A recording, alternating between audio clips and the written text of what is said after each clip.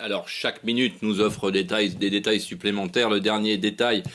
qui nous parvient est que cet hélicoptère militaire que vous venez d'évoquer était en réalité en manœuvre d'exercice au-dessus du fleuve Potomac au moment de la collision. Mais même si nous sommes très proches du site de cette catastrophe, nous restons extrêmement dépendants de ce que nous communiquent d'une part les autorités américaines, la compagnie aérienne American Airlines et la Maison-Blanche, puisque vous l'avez dit, Donald Trump a fait savoir qu'il suivait le déroulement des opérations de secours en temps réel. Le président américain, qui lui aussi se trouve à quelques kilomètres à peine du site de la collision et donc de ce drame, ce qui promet d'être un drame absolument terrible qui frappe la capitale américaine.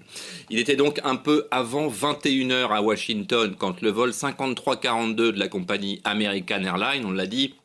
est entré en collision avec un hélicoptère de type Black Hawk, un hélicoptère de transport de troupes qui peut transporter jusqu'à une dizaine d'hommes, un hélicoptère de l'US Army. Donc l'hélicoptère militaire survolait le fleuve Potomac à basse altitude, comme c'est l'usage ici,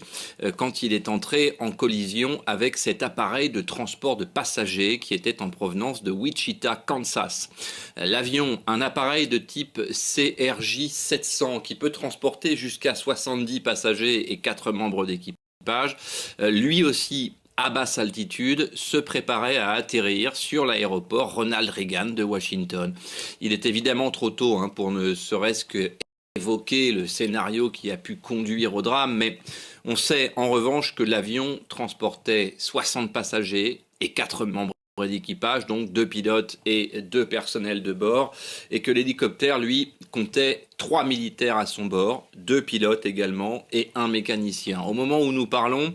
l'ensemble des secours disponibles, comme vous l'imaginez, dans la capitale américaine a été mobilisé, d'une part pour fermer les axes qui bordent le fleuve et l'aéroport, mais aussi et surtout pour fouiller les berges en urgence à la recherche de survivants et notamment de survivants blessés, bien sûr. La police de Washington a également déclenché son stade d'alerte maximum et mobilisé l'ensemble des vedettes fluviales à sa disposition. Toute la nuit, des équipes de policiers, de plongeurs, de pompiers, mais également de gardes-côtes et de militaires vont se relayer pour tenter d'arracher d'éventuels survivants et évidemment les corps à ce fleuve absolument glacial, puisque facteur aggravant de la catastrophe, ces derniers jours, la température de l'eau du fleuve ne dépassait pas les 2 degrés. Dans ces conditions, les secours savent qu'un corps immergé voit ses chances de survie limitées à un maximum de 45 minutes.